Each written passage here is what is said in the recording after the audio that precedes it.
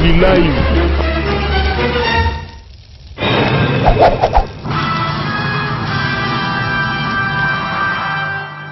Avec son travail, il n'y a pas à dire ou à redire là-dessus. Monsieur le ministre, néanmoins, ça aura déjà provoqué auparavant un tollé de la part de certains députés provinciaux à la suite de la désignation par votre collègue de l'Intérieur, Richard Mouyej, qui a désigné plutôt le ministre de l'Intérieur, en lieu et place, dit-on, du vice-gouverneur. Ces députés provinciaux parlaient des violations de la Constitution dans les chefs des ministres de l'Intérieur. Je pense que nous avons un problème avec certains députés provinciaux de l'Équateur qui essayent de fonctionner dans la République comme des électrons libres. Ils sont déjà incapables de se réunir eux-mêmes avec deux bureaux, raison pour laquelle il y a un dossier pendant devant la Cour suprême de justice. On pensait qu'avec la libération du poste de chef de l'exécutif provincial, tout allait rentrer dans l'ordre, parce que tous prétendaient que c'est au niveau du gouverneur que se posait le problème, et on se rend compte que ça ne tourne toujours pas, parce qu'ils ont toujours des problèmes entre eux. Alors il ferait mieux de laisser le gouvernement régler cette question d'ici le moment où l'élection permettra de rétablir une légitimité à la tête des institutions provinciales. Nous croyons savoir que le vice-gouverneur était indisponible à Kinshasa. Et vous savez, l'indisponibilité, ce n'est pas quelque chose qui vient seulement de sa propre volonté, parce qu'on a entendu dire que non, selon lui, lui est disponible. Non. On peut être rendu indisponible par mille et une autres raisons. Et le ministre de l'Intérieur n'a fait que constater que ce vice-gouverneur-là ne pouvait pas être présent dans la province et permettre que les institutions provinciales fonctionnent correctement. Donc il a été donc indisponibilisé, on l'a constaté, et le ministre précédent a été chargé de conduire les affaires courantes. Je vous rappelle qu'il ne s'agit pas ici d'une élection pour que des députés provinciaux se sentent en titre de désigner un intérimaire. Il s'agit de la gestion d'affaires courantes jusqu'à l'élection d'un nouveau gouverneur. C'est une décision que le ministre a prise à bon escient, et je pense qu'il doit pour cela être soutenu par tous ceux qui voudraient que les choses se passent correctement dans cette province de l'Équateur qui a toute notre attention aujourd'hui. Monsieur le ministre, on va vous laisser aller vaquer à vos occupations, votre temps est précieux, compté. On termine par ces propos tenus sur RFI. Louis Michel, le Belge, émissaire de la francophonie en Centrafrique, interrogé par notre confrère français Christophe Boisbouvier, qui semble faire un lien avec les élections chez nous, ici, à la fin du quinquennat en cours, 2016, en rapport avec une certaine intention de la part du président de la République, Joseph Kabila Kabange, de vouloir modifier la Constitution. Vous savez, M. Boisbouvier est connu pour ses provocations à l'endroit des autorités de ce pays. Je pense qu'il en tire une certaine gloriole, souvenez-vous. C'est celui qui s'était mis en tête que François Hollande ne devait pas visiter Kinshasa, et vous avez vu qu'il s'est pris en plein dans la gueule, parce que François Hollande finalement est venu à Kinshasa. C'est comme ça, un journaliste qui croit qu'il peut diriger des États, parce que c'est des États nègres en Afrique, et donc nous ne prenons plus tellement au sérieux les saillies de ce monsieur, vouloir comme ça prêter des intentions à des gens. Aujourd'hui en France, il y a un problème qui occupe la une des médias, c'est cette histoire de Jérôme Cahuzac qui a ouvert des comptes en Suisse pour jouir de bienfaits d'un paradis fiscal et échapper à la fiscalité française jugée trop exigeante.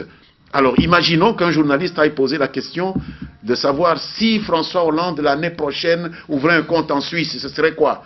Mais on se moquerait de lui. Et c'est de la même façon qu'il faut, je pense, sourire de l'agitation de ce monsieur Boisbouvier qui essaye de tout faire pour ridiculiser notre président, tout faire pour le discréditer. Je ne sais pas pourquoi on se tape comme ça un président noir et tout ça. Je pense que c'est des pratiques qui sont surannées. Ils se croient des grands progressistes, mais en réalité, c'est des petits racistes qui ont vraiment le racisme chevillé au fond du cœur, parce que jamais ils ne s'amuseraient comme ça avec des chefs d'État de l'hémisphère nord. Je pense que c'est tout ce qu'on peut dire, à soulever des questions qui ne se posent même pas. Je le dis, Nouvelle Donne est terminée ce soir. Votre mot de conclusion?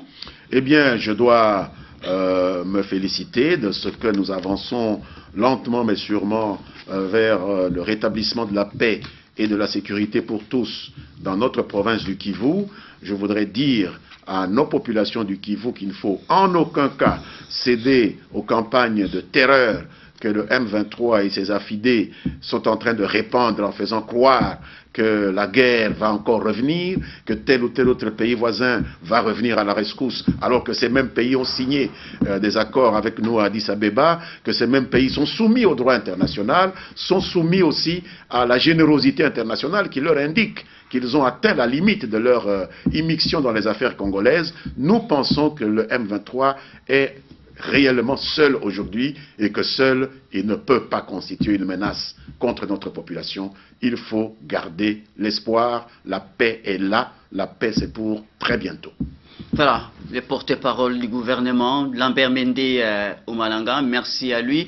Merci également à toute l'équipe technique qui m'a aidé à préparer, à réaliser cette édition qui se termine.